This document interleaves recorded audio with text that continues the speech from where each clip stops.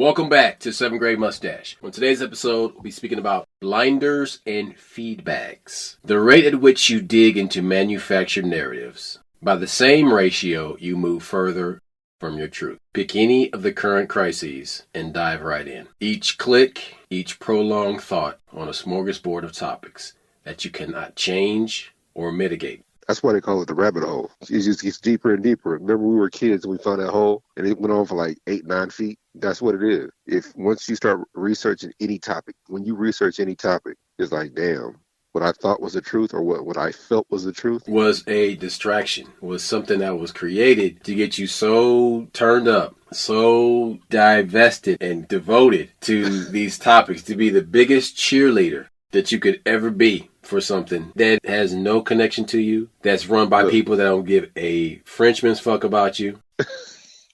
Look. The two biggest lies. I grew up on cartoons Saturday morning. I was told that breakfast is the most important meal of the day. And I've championed that until... Champion.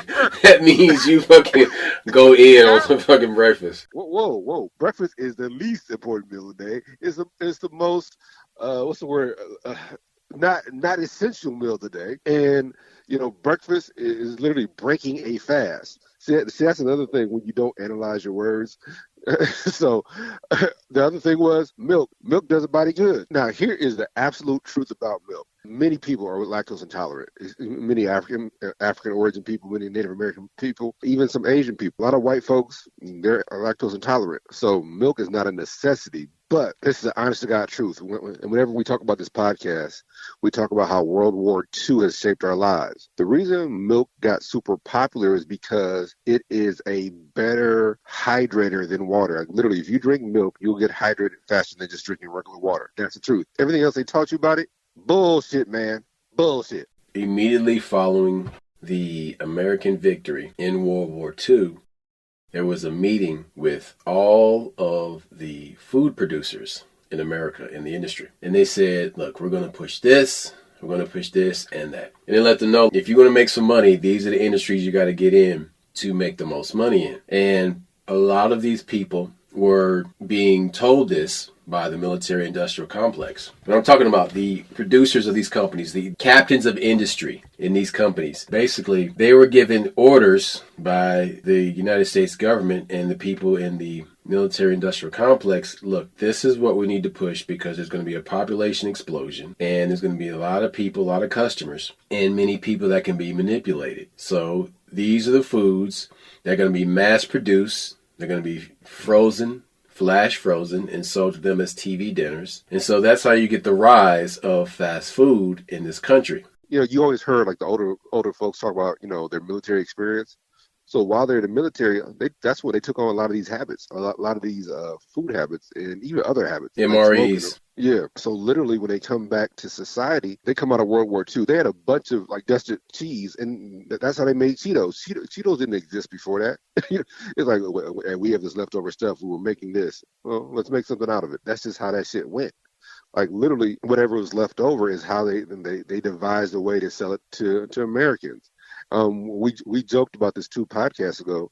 Dog food, kibble comes out of World War II. Before that, I remember one of our favorite books in grade school, Henry Huggins. Ribsy. Remember, he used to eat horse meat. Like they would go to the butcher and get horse meat to feed to their dogs. So after World War II, you got folks like, hey, we got to find a way to feed our animals and kibble. Hell, we're damn near feeding our kids kibble now, or so much wheat in the fucking food we're feeding our kids that is essentially kibble. But that's a story for another day. But coming out the military industrial complex, what my brother is saying is that there was a need created, and these people basically took advantage of that need. Like, hey, how do I make money?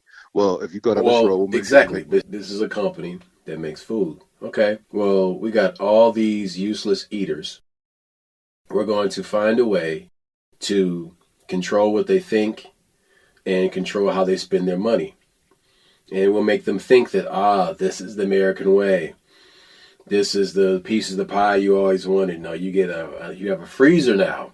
You can have a freezer to keep your beer cool for you, and you know, you can keep the popsicles cool for the kids, and then you can have the frozen bag of peas, so when you smack your wife, she can put it over her eye and it'll heal fast. Yeah, we got steaks for. Well, look.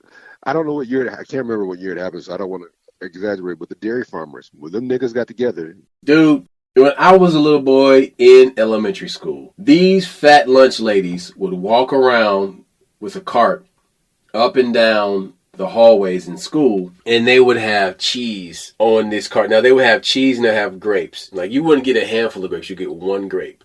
But what they were pushing on you was cheese, because it was all about this stupid ass food pyramid, which they have found to be a complete fraud. It was a fraud because it was created by the scientists that work in these huge corporate farms.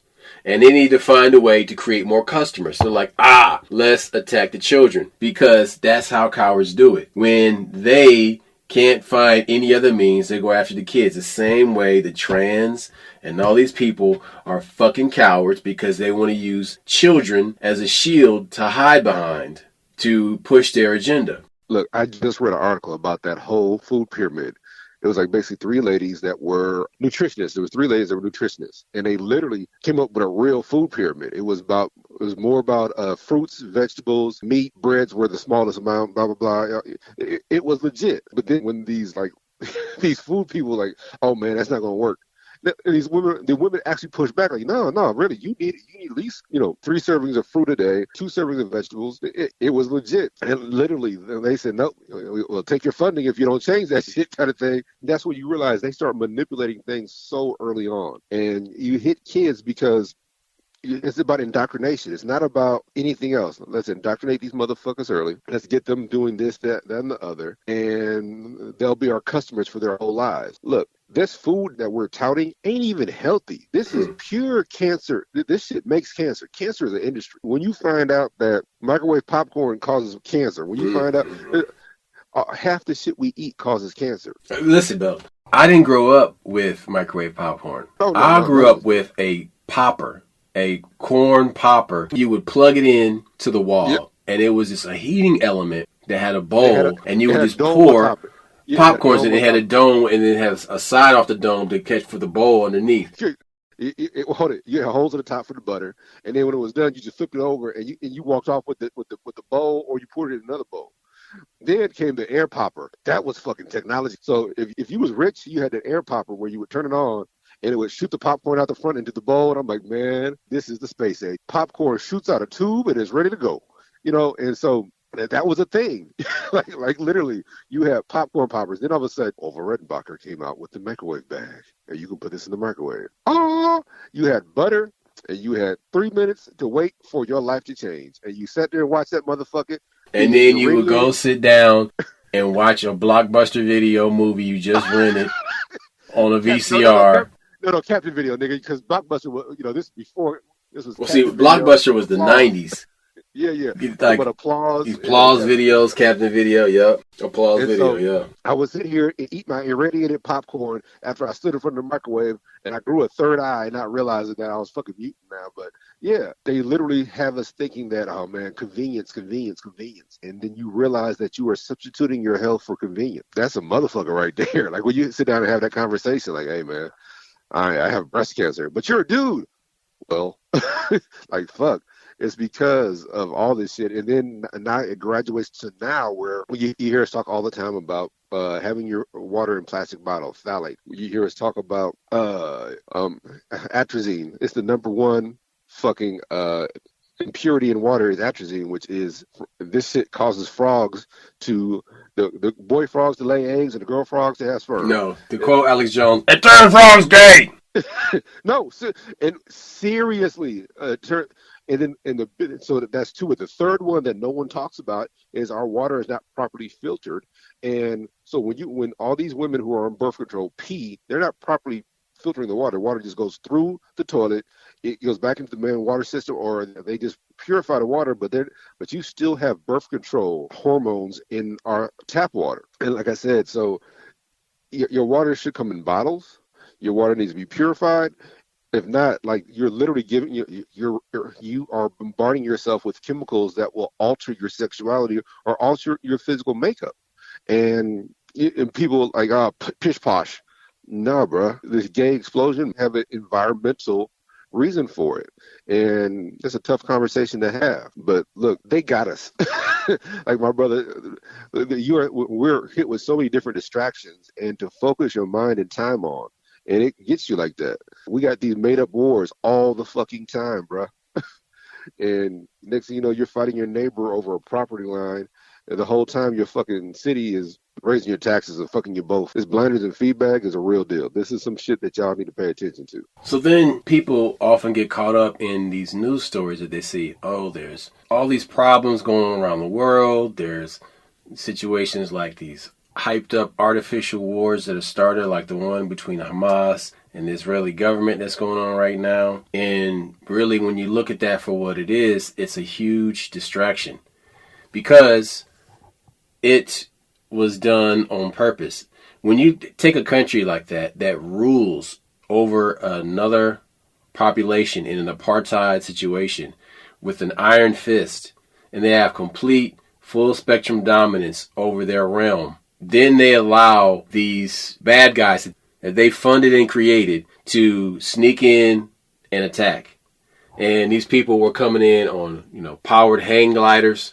And these ridiculous ways of like coming into the country. And I'm like, well, this is clearly their September 11th. The people are calling their September 11th. It is because it was done with the participation of the government of the land. So I just wanted to skim over that and not really go into it because it's done to distract you. Look, whenever you hear us say, hey, that really ain't our business.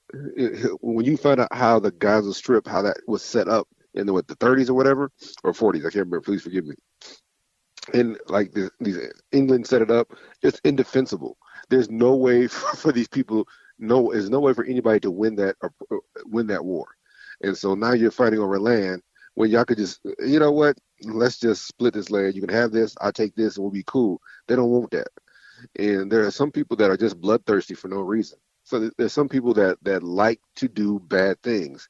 And when it becomes a cultural thing, when there's 5 generations doing this, it's like the Crips and Bloods. You don't know where this shit started. Now, that's not true. If you know a real Crip from LA and a real Blood from LA, they know where it started. But the people on the outside don't understand where it started. And you're 3 or 4 generations into it, they just know that this is the enemy, and they don't know why they're the enemy. They don't know why they're fighting. So it just becomes a cultural thing, and it's always been.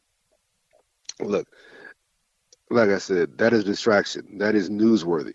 While we're watching that on the news, trying to pick sides, our government is fucking us. We're losing rights every day. You'll fuck around and look up, and next thing you know, your kids have to use a certain type of toothpaste because they made it a law. And you're like, what? Why is that? And you find out that shit ain't even healthy. This is the distraction. This media is no longer informing you about your government. It's simply distracting you, and then it makes you want to get on social media. It's like any other drug. They're getting you hooked on media. They're not informing you. So there was a famous admission that was made by former General Wesley Clark of the United States military. And he said that one day he was at the Pentagon and he was making the rounds and he was passing an office that belonged to a general that he knew. And he saw that general and another guy poring over a map as if they were planning something. So he walked in to speak to them, and he's like, what's going on here? Because Wesley Clark had the clearance, they could tell him what was going on. Now, I'm sure they probably told him this in confidence, but he was like, listen, if you want to keep this shit a secret, don't fucking tell me, because I'm not the one to fucking keep this shit a secret. He said, because I'll fucking tell all about this shit. Apparently, they didn't take him too serious because this shit got out, and he went and he blabbed about this. So what's funny, though, is what he talks about is that there were all these countries that they had on a list that were going to be invaded, or they were going to create some type of uprising or some type of revolt there. And he said all these countries, including Lebanon, Iran, Syria, and several other countries, were on the Pentagon's drawing board. These 7 countries have directly or indirectly have been the object of United States aggression America's hegemonic military agenda has reached a dangerous threshold. The assassination of the IRG General Soleimani, ordered by Donald Trump in early January, was tantamount to an act of war against Iran. So when you listen to the general run off these names of countries, it's a trip, man. Well, no, how about when you said directly or indirectly? He said he picked up a piece of paper. I just got this down from upstairs, meaning the Secretary of Defense's office. He said this is a memo that describes how we're going to take out 7 countries in 5 years, starting with Iraq, then Syria, Lebanon, Libya, Somalia, Sudan, and finishing off Iran. So go back in your memory. Of course, there was the Iraq War. That's our hit list. Then during Obama, you had the situation with Syria, and then there was fighting in Lebanon, and then Hillary Clinton was all about taking out Gaddafi in Libya. Now there's Somalia. Somalia has constant conflict, and I'm like, well, these African countries, this one in particular, has constant conflict. Why? Because it's at the Horn of Africa, and it's the closest to Saudi Arabia. It's just a trade route. And Sudan always has problems. Sudan has the invading Arabs that come in from the north, and they had to annex the northern part of the country, call it Northern Sudan and Southern Sudan. Southern Sudan is where the black Africans live because they've been pushed out by these invading Arabs. And then you have Iran. And he said, is it classified? Yes, sir. I said, well, don't show it to me. He said, and I saw him a year or so ago, and he said, you remember that? He said, yeah. He said, sir, I don't know. I didn't show you that memo. I didn't show it to you. Wow. Ain't that some shit? Look, let's talk about direct or indirect. Direct means that we're actually have planes and boots on the ground. Indirect means CIA. Means you have somebody in the government, killing people by accident, starting coups on purpose. And we love democracy so much. How many? Look at the CIA hit list. How many times the CIA has killed democratic leaders? But listen, in Iraq, they lost 1 million people in the war with Iraq. And now they have a long and unprotectable, unsecurable border. So then that allows the free flow of the type of people that start shit. So they can easily come in and out of Iraq, going from one place to the other. They literally don't have the ability because they don't have the manpower. Because they broke the dam. They broke the dam, and now the water is just flowing. So then then you have Saudi Arabia, who's involved in it, and they're pumping money into these countries for covert operations in many areas in the Middle East, including Lebanon and Syria, in an effort to strengthen the Saudi-supported Sunni Islam groups and weaken the Iranian-backed Shias. So then this is going on. And basically what they did is they figure out, look, you got the Bloods, you got the Crips. Let's give some money to the Bloods, and help them out. That's all the intelligence agencies do, because they're just playing sides, and it depends on who the side is. It's really dependent on who favors them or what favors their outcome. That's the side they're going to play. They literally give money to one side, but they'll give weapons to the other side. Mm-hmm. Right. And so they do that little crazy shit. Look, we kind of brushed over that. We got a couple wars going on right now. Well, 3 to be precise. You got a war in Africa over natural gas. So you got Niger. And so what's happening? Nigeria has a pipeline going from Nigeria to Europe. Literally, if they don't get this pipeline, Europe will freeze. There's an American company, I can't figure out which one it is, but they spent $16 billion with a B, on this pipeline. Well, it passes from Nigeria through Niger, but they ain't giving no money to Niger. But why is this pipeline so important right now? Because the Nord Stream pipeline was blown up with intelligence and military assistance. And that was done to cripple Russia. And so, like I said, Eastern Europe, which, see, people don't realize, we always think of Russia as part of Asia. Russia is part of Eastern Europe and Asia. It goes over 2 continents. So Russia and some of these European countries will freeze if they don't get that natural gas. So that's World War Africa right there. The next one. But here's the thing, though. What happens in the news media, they take this and they water it down and they strip it from the truth into what can get people triggered and angry and what motivates the angers and emotion of people. We'll focus on that part of the story. Yeah.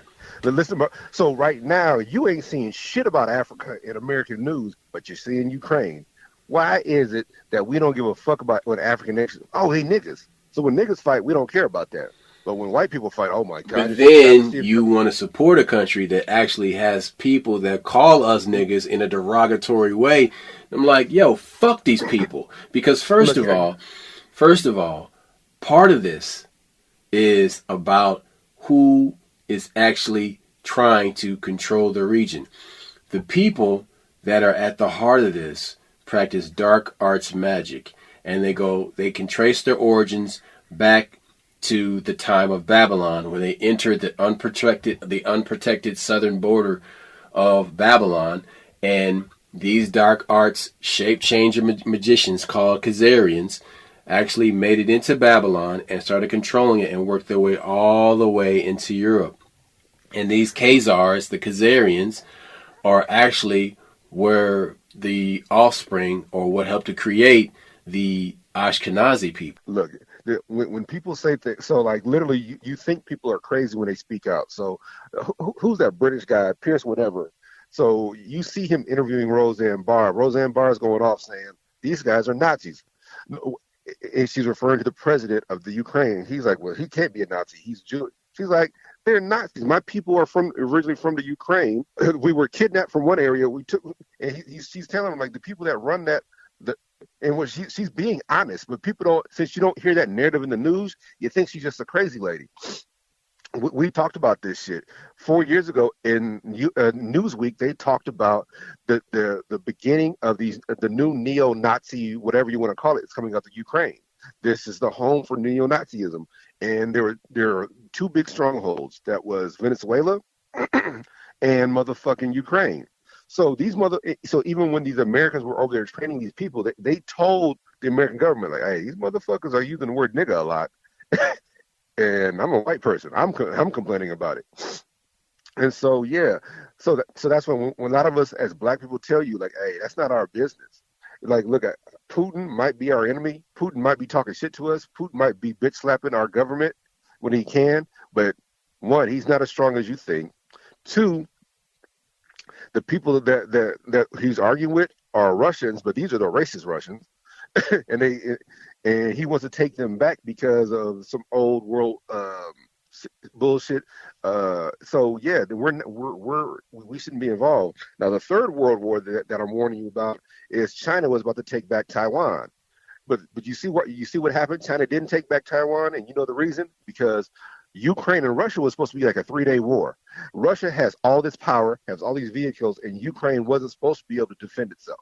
That this should have, and so China was watching that, like, hey, we're gonna take Taiwan, we're gonna do whatever Russia does, and let's see what happens. China's looking over and seeing like, oh shit, Taiwan has allies, and we're seeing that these Americans are sending weapons over there. They're getting money from France. They're getting troops from these other nations, and they're sustaining this shit against Russia. Russia's gonna run out of money in this war, and we all know that they just did that whole Brexit bullshit. So what I'm saying is that there are wars going on, but they're only showing the war in Ukraine. They talk lightly about Taiwan and China, and they don't talk at all about Africa, because the African war is black people. We don't give a fuck about black people. Africa's always fighting. Africa is a continent of fighting. You know, Africa has been... It is so violent over there. Oh my God, there's warlords everywhere. The exact same shit going on in Europe, motherfucker. Don't ever get it twisted. But when, again, they don't show us that because, let's be honest, the people that run the media feed are either Jewish, white, or rich, white, and Jewish. And so that they pick the stories. They pick the news feed. And we don't learn these stories. That's why we keep telling you these things are distractions, because while we're picking sides in a conflict that's not our business, our government or these big businesses, or you got BlackRock and Fink, making up shit as they go. I work for a Fortune 500 company. These motherfuckers are trying to make it an investment, and when it's really a utility. and utility serves everybody in the country. Listen to what Roseanne had to say in the actual Piers Morgan interview. She says, "I'm about to go crazy sitting here on the earphone, hearing all the stuff you are saying about the Ukraine." She says, "I'm from the Ukraine. There's a large faction of Nazis. I don't know if you know this, but there's a large amount of Nazis in the Ukraine, and it actually killed my whole family." She said her grandparents and their siblings were marched out into the forest and buried alive in the Ukraine. She said she doesn't understand why people are supporting Ukraine before saying she actually does understand, and that's what terrifies her. People better wake up and do some research on their own instead of buying what comes across on the screen. I try to shake them up, but Piers, you're goddamn right I do. I try to shake them up and I crack their mind control programming. I do it for God. She says, you haven't seen the swastikas on the soldiers' arms? She says, I know, but he's not. She said, Piers Morgan continued by noting that Ukrainian President Zelensky himself is Jewish. It's Jewish. She said, I don't know. She said, I know, but he's not a good Jew. She said, all Jews the same for God's sake? She said, are all Jews the same for God's sake? Talk about anti-Semitic. Just because the guy's a Jew doesn't mean he likes Jews or that he's going to do anything good for Jews. Look at George Soros. Perfect example. Look, that's the first she thing. She said, hey, listen. This is some black shit right here. She says, just because they're skin folk don't mean they're kinfolk. She got that from a black person. Oh, you got to remember. So remember, she was on the wrong side of a couple of conflicts recently. And she was talking about it's good that Jews run Hollywood because, you know, when Chappelle and them started speaking out, but then when she realized that she had said the wrong shit, her and Monique had an interview where they were just talking back and forth. And that's when Roseanne started realizing some of how the shit she said mattered. But pay attention. She realized, like, hey, there is some simulation to how, just because you black don't mean you look out for people. Just because you're a Jew don't mean you're looking out for Jews. Yes. And the other one was this other Jewish dude came out and was talking about Netanyahu, talking about the prime minister of Israel. He said that motherfucker he's a nihilist. He's a fucking atheist. He does not believe in God. Yeah, he's Jewish. Right. This is the crazy part. This is the part that I hammer down into. So then you have all these ethnically Jewish people that are atheists or they're agnostic. They want to exploit their claim to this piece of land that most Jews believe is God-given. So then your claim is counterfeit because you don't believe in God anyway. So then you can't claim this land because you don't believe in God. Look, the reason Hitler was so pissed at the Jews is not the reason you think. He's like, y'all motherfuckers took on a black religion, Hebrew. You took on a black religion, but then you try to take on their culture with it. You're trying to take on their accomplishments. You are a convert, but you're saying that their culture belongs to you too. You took on the religion, now you're saying the culture belongs to you. So his beef was, and you got to remember, the swastika had Asian origins. It comes from Buddhism. Yeah. It comes from Buddhism. Yeah. You have Buddhism. There was also some other Asians that used it. There's also Native Americans that used it going a different direction because they had a different meaning. But when he saw it, it was his new crucifix. That's what he went for. So there's actually a movement to take back the swastika. We've talked about that on past podcasts. There's literally because when you find out where it started, it's a life symbol and some other stuff. There are people that we want to take it back. We don't think it's fair that but hey, I feel the same way about the rainbow. Nigga, let's take back the rainbow. But that's a whole other podcast. What we're saying is that so many of these things are distractions. And we're talking about distracting you from one thing, but a lot of these things are also lies. Like we joked about the food industry. There are certain things that we were inundated with. We hold to be true, and now you're finding out like, hey man, that's a bunch of bullshit. You're finding out that many of these wars and conflicts were actually on the wrong side. Look, I get it. We're not supposed to be on Russia's side, but these motherfuckers that we're siding with in the Ukraine. Then let's talk about the military industrial complex. So they're giving. There's a CIA dude that they've been interviewing for a while. One of the things he said is that the biggest reason for these wars is that we get real-time intelligence on these experimental weapons. They're giving these niggas experimental weapons. So we're going from the Ukraine. Let's go back to Israel. They have a special they call it the Iron Dome, whatever, those missiles. They keep taking out these little rockets that can't go very far anyway. But so when America gives that shit to them, they can give them real data, like, hey, it worked like this, we need to tweak this. They got a couple lasers right now that are experimental that they're using that takes out stuff in the air, whether it's plane or drone or missile. So we get to have real world experience with our weapons, and they think that data is invaluable. So a lot of times when we choose sides, it's not because we really care about the conflict. It's because the data that we get from our weapons, we're like, hey, yep, we need to go a different direction, or we need to tweak it more. We need some more revs and ohms and shit. We need some more volts on this. And so that's another thing that we're not realizing. We picked a side not because we care who wins. We picked a side because we need to know that the shit that we've been working on, we've been spending these billions of dollars on, really works in a real world setting. So that data is what they want. Well, but then there's other conflicts going on around the world that we're not talking about. So Africa. Now, the crazy part about it is there was a big deal 10 years ago when people were talking about blood diamonds. And, oh, you shouldn't use these diamonds, and the conflict diamonds, and there's blood on them, and there's little kids that are made into child soldiers, and they have to fight, because they get brainwashed and their parents are killed. So then there's other situations, such as how the minerals that are being taken from the ground, excavated from the land in these mines where children are working. Slavery. Cobalt is the big thing for if you love Tesla, you got to have your cobalt. But check it out. The lack of food and the inability to feed the family drives the parents to sell the boys to work in a mine that excavates raw materials for cell phone, electric car, and communications companies. The girls are sold into prostitution. Look, here's what you do. If you want to see how bad this shit really is, watch that documentary on Francis Ngannou.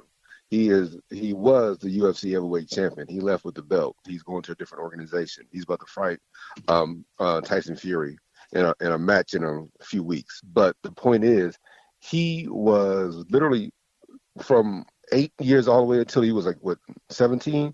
He worked in a rock mine where it's called a dirt mine. What you do, you're shoveling rocks, and you got to pick the certain rocks and made this nigga strong as fuck. He tells the story. He said, what happened, I saw a videotape of Mike Tyson fighting, and he said, I decided I want to do that.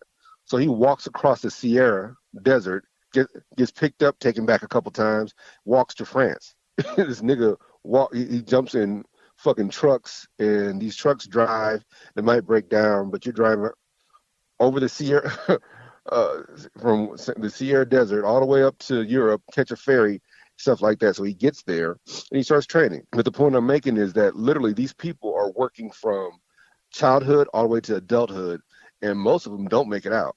If it wasn't, he tells Mike Tyson, if it wasn't for that video, that's what I wanted to do. I decided I was going to do that. I could do that. And when you see this man's physique, this is natural. Ain't no steroids near this nigga. You know what I'm saying? This is diet and no. What that is, that's the Conan the Barbarian scene from the beginning. When that little boy, when Conan is taken from his parents and he's put into slavery, and he's pushing the wheel of sorrow, and he's pushing it, and as a little kid, and all you see is the top of his head, and then it transitions, it dissolves into his body growing over time and getting bigger and bigger. So when he starts pushing, it's 15, 20 of them pushing, and then all of a sudden he becomes the only person. They all dead, and he's still doing it, and they're like, oh, you still alive? Yep, you're fit. Come on. And next you know, they start his warrior training. Because he did know how to fight, so they had to train him on how to fight. So that we're laughing. That's that nigga's life. Let me clarify. We're making light of it. We're chuckling, but this was really this nigga's life. And so the point I'm making is that he made it out. So that's the only reason that story got out, and that the world media is paying attention to it. But there's a quote that once he's been completely indoctrinated, and once he's been trained to be a killer, they're at this dinner, and there's Mongolian dudes, And then there's Conan, and they ask him, they say, Conan, what is good in life? And now, so they ask the Mongolian dude, and the Mongolian guy gives this righteous warrior answer, right? And you're like, oh, that's pretty fucking cool. And they say, no, that's not what's good in life.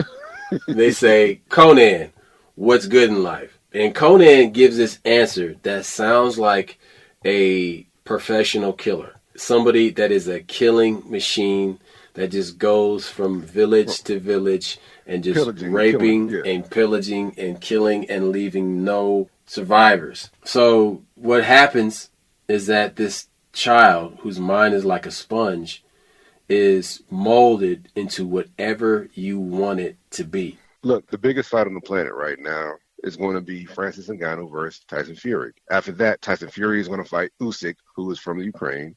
Tyson Fury is going to fight some, Deontay Wilder again, or hold on a second. Let me give this Conan quote. So the quote is, "To crush your enemies, to see them driven before you, and to hear the lamentation of their women." Now, for those that don't understand what lamentation is, it means moans and screaming. Look, so here's what I'm about to say. This is going to sound really fucked up.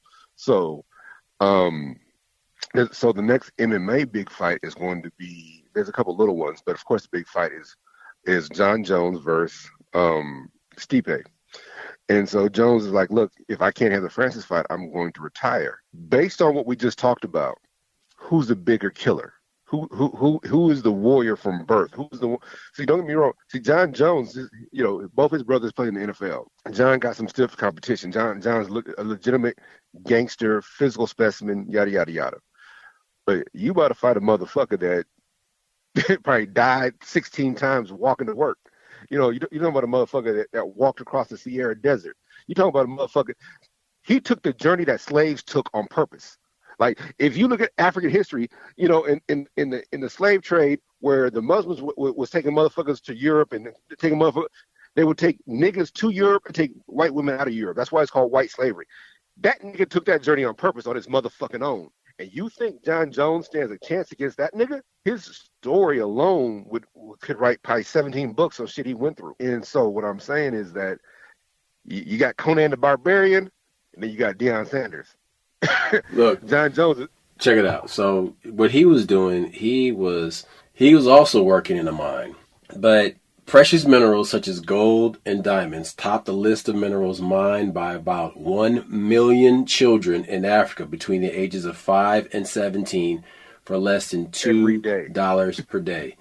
In cases where they're not paid, children receive only food as payment for a day's work. That's slavery.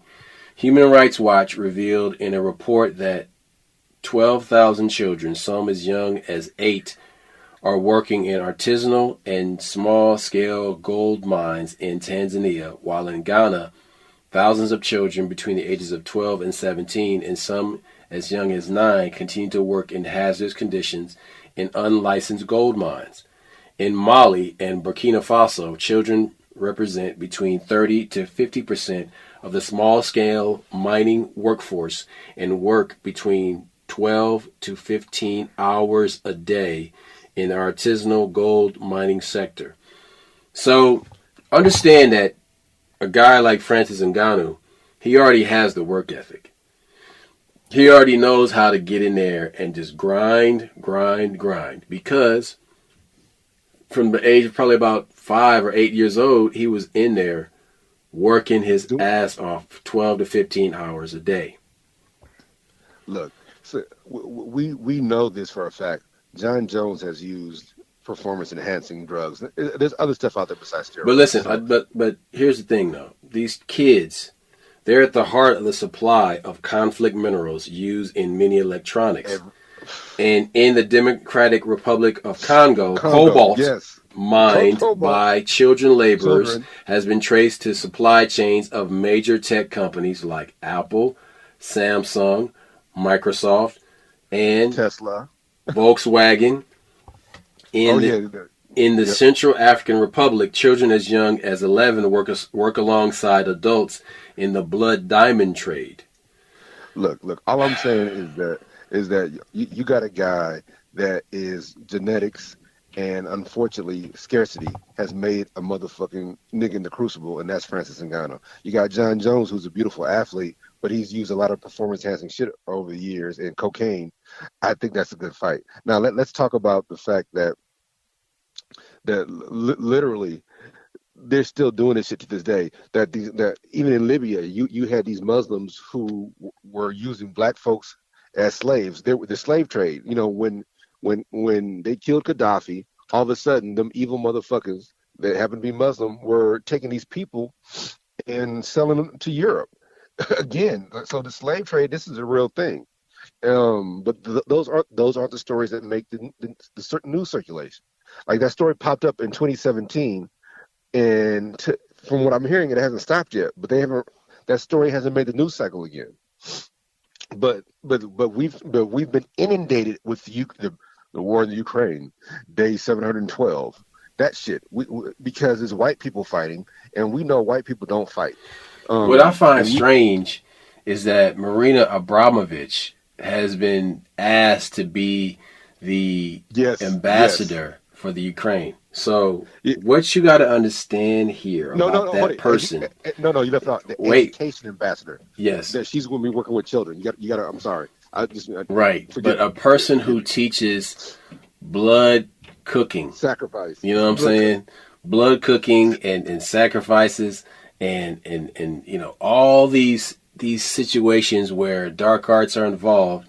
She is involved in children education. Okay, so this means indoctrination. Why her? Why somebody who practices dark arts? Because she is from the tribe of the people that are descendant from the original people who came there from Babylon and hid within Judaism. They looked at all the other religions and they realized they would be found out. They would not be found out if they hid among the Jews. So they hid themselves among the Jews. These people are not Jews. They're hiding amongst the Jews. And so the Jews get the bad rap for the shit these people do because the Jews haven't officially called these people out. Look, this is the conversation that people, whenever somebody like Kanye has, people get all worked up. The word Jew is short for Hebrew. And people think Jew is short for Jewish. No, Jew is short for Hebrew. Jewish means that you're a convert, means that you're Jew-like. So these people that were converts 1,200 years ago who took on the religion also tried to take on the culture and the compliments of those people.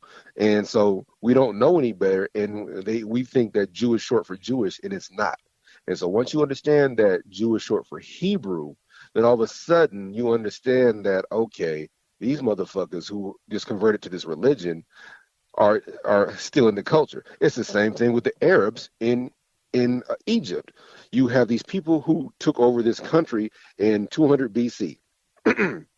and you haven't had that. So when old boy, I forgot his name, Sadat, whatever, when he was the president of Egypt, he said, I'm the first black pharaoh in 2,000 years. What he's telling you is, I'm the first legitimate Egyptian man that's ruled this country in 2,000 years. I'm a pharaoh. I'm the true Egyptian ruler.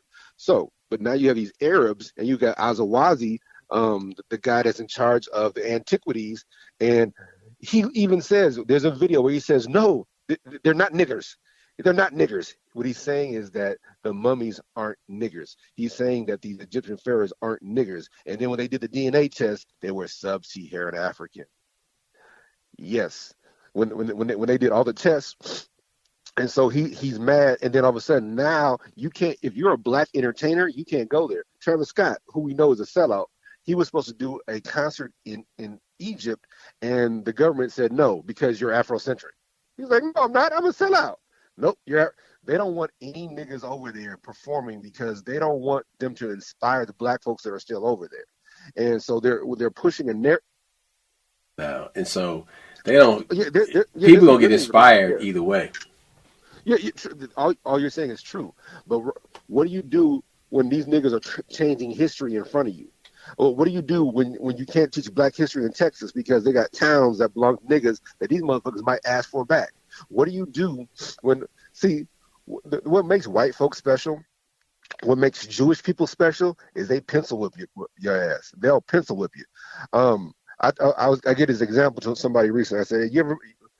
This guy died, but we used to have a family member that passed. His name was George. I said, Did you ever play dominoes with George? Have you ever won? Like, no. I said, yeah, because a nigga pencils whip you. Yeah, you might get score 15, but every time you scored, he made sure he put 5 on his. Then all of a sudden, he gets a big score of 25. If you look up, he won.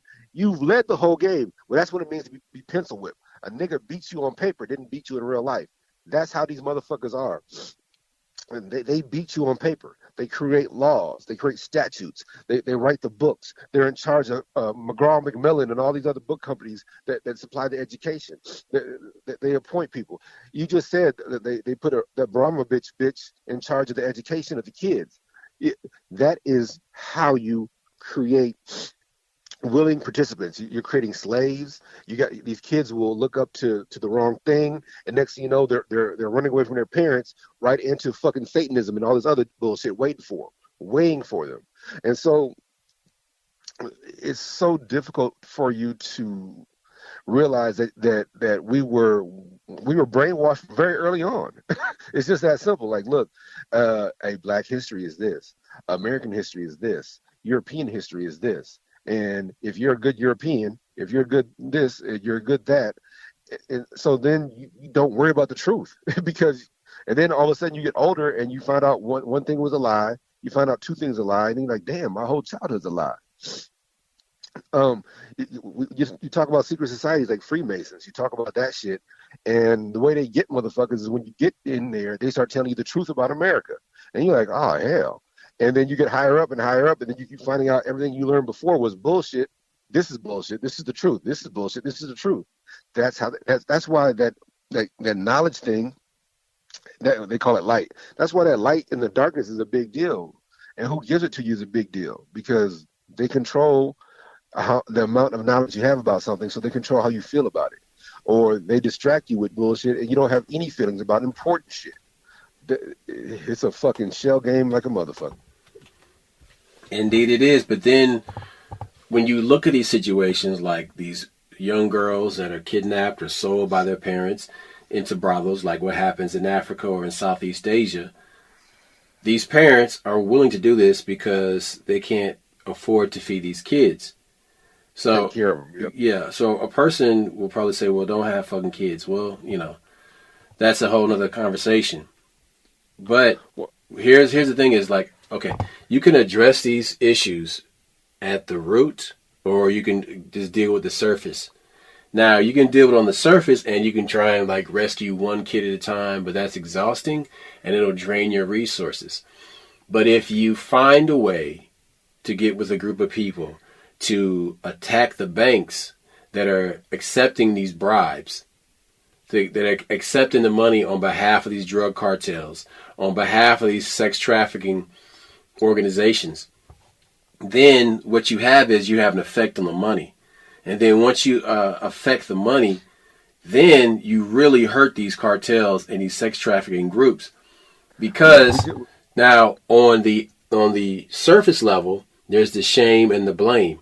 So in certain towns, what they've done is they put up these huge billboards and they say, well, you know that even with underage sex and minors, you can still get STDs and AIDS.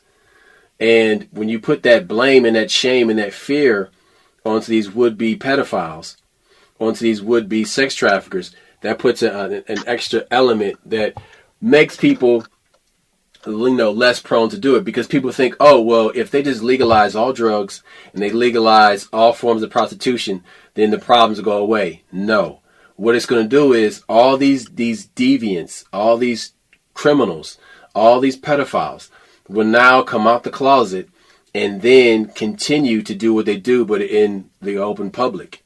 And that's why in California, they're passing all these bills to make it easier for pedophiles. Meanwhile, they have all this draconian bullshit bills they're passing for business owners in California, but they're making it easier for these sex crimes to be legal. So then I go back to what I said about attacking the money.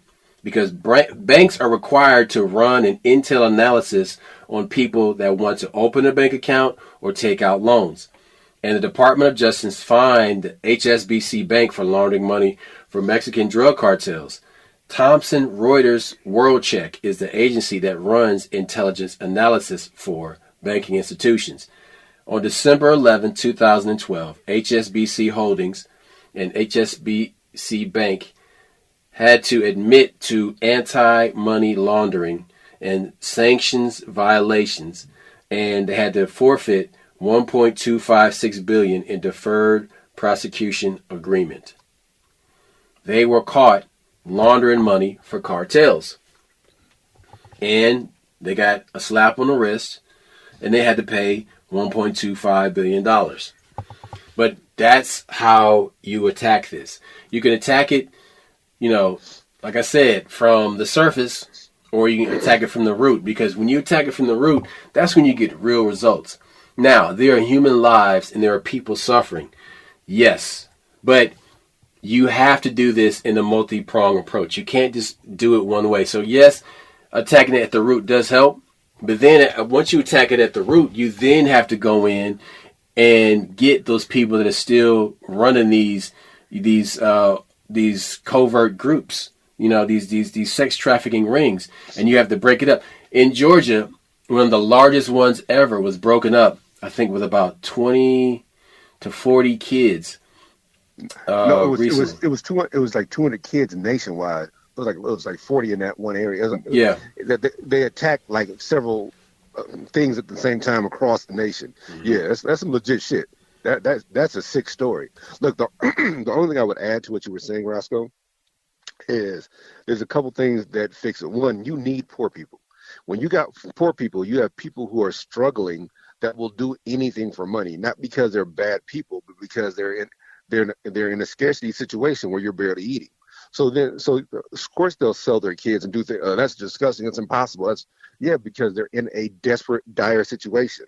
And these governments are rich, but their people are poor. You look at these different governments of these nations, and the government will have a budget of $300 million, but you got like maybe 2 million people population, and only maybe 1,000 got money. So they can fix that shit by creating companies or in Libya where Gaddafi made sure everybody got some of the money from the oil, stuff like that.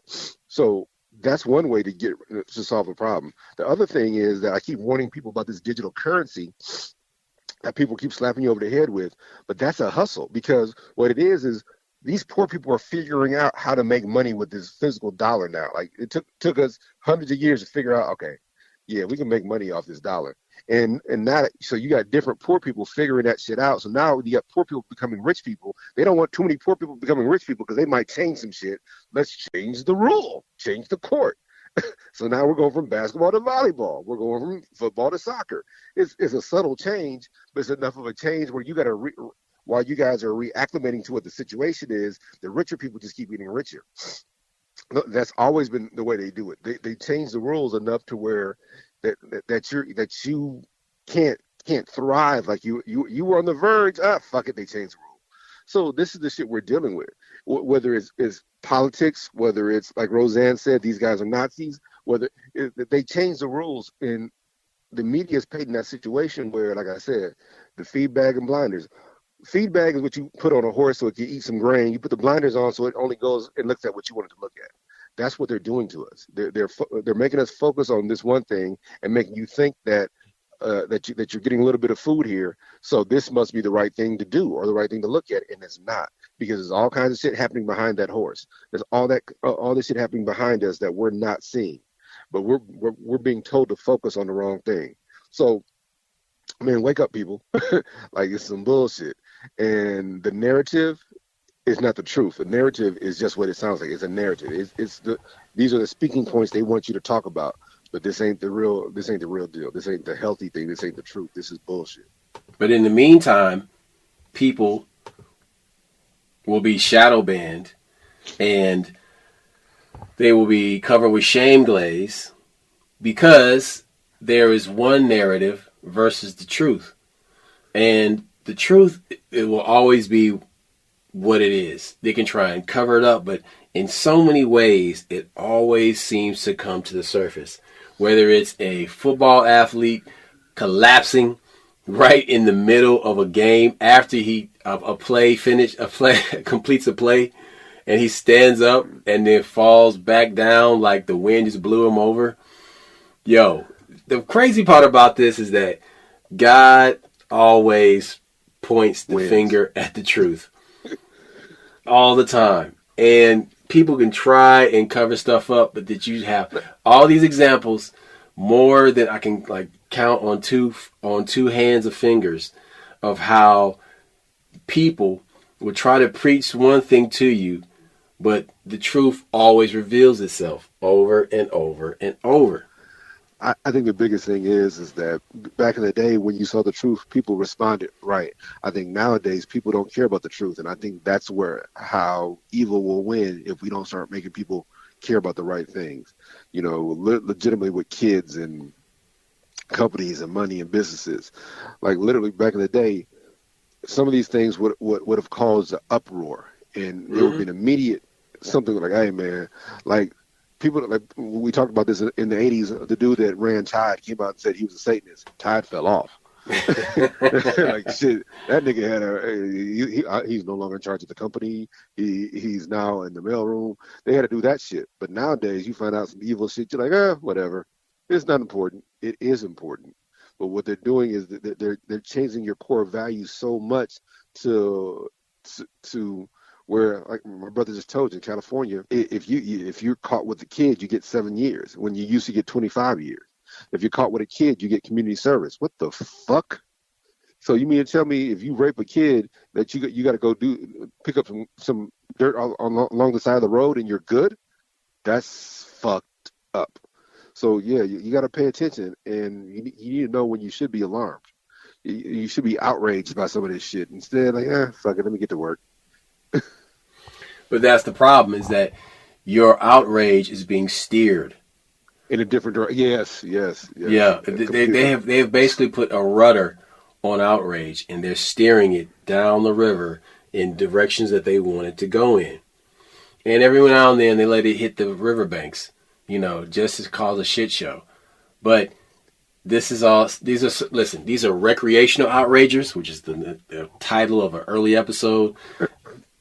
You got recreational outragers, you have these paid saboteurs, and then you have the MK Ultra 2.0, which, dude, we're going to get into that in an upcoming show about how there's patents that were discovered that show they can put messages into a sonic frequency, or they can put it into an audio file within a song. They can send it directly to your head. V2K is the way they do that one. But the crazy part about this is that these things are still around. And okay, some of these developments are recent, but they can beam an emotion into you. They can beam a message into you. They can do all these things if you do not know yourself. Look, if you do not... Hold on, wait. If you don't know how to quiet your mind, if you don't know how to be still and listen to the voice of God and meditate, if you can't still your mind, then your squirrel brain is ripe for manipulation. Look, all I'm saying is that this technology started back in the 50s and 60s during the Cold War. So you think they just put that technology on a shelf, or they weren't successful? You don't know that. And so when this new technology comes out, they didn't start from scratch. Some of this shit, that's why paperclip was so important. They had these Nazi scientists bringing over, hey man, we could do whatever we want to these people. They had no limitations. So a lot of that technology you think is new technology is not. It came from World War II, and so these motherfuckers didn't start from zero. They just start taking over. Hey, so what do you do if you put sodium here? What happens when you have magnesium there, manganese? Oh yeah, it changes the brain function. But it makes it right for these signals. So what happens if you change somebody's diet? You're eating the wrong foods, and they got these signals. Yeah, This is the shit we're talking about. The shit that you said is impossible or in the future or years away is happening now. So it's really important that you know thyself. Not just knowing yourself, you also have to be very mindful about where you focus your energy and be less outraged. Wait and hear the whole story. And before you jump to a conclusion, be like, well, I'm going to wear this flag and I'm going to put this flag on my car because it's the right thing to do. And those people need our help. Okay, but it's people who need your help right here in this country, in places like Flint, Michigan. In your family. Exactly. All in your city, man. Work locally first. And then once you have enough ability to like tackle shit abroad, then do that later. But all you can really affect is what's in your city, in your state, in your country. That's why these people are so outraged about these foreigners coming over and getting jobs and getting places to stay when we have a homeless problem that's not being addressed already. You got these cities in New York, Chicago, LA, sanctuary cities. That are sanctuary cities, and you allow these people to come in. I have no problem with foreigners. That's not what I'm saying. But I just think it's odd that you literally have these huge camps in LA. You have these huge homeless camps, and you're not offering any money to try to get these people off the street, but you're willing to bring somebody else in and make sure that they're okay or they're taken care of or they have a place to stay. They have $2,000 a month. They have and they'll pay you so many dollars a day to house them. That's I got a problem with that. So, what the old people say, sweep around your own door before you sweep around mine. But what that says is take care of your own homeless before you try to take care of somebody else's. That's all I'm saying. Look, that's all I got. We out. Peace. Holla back.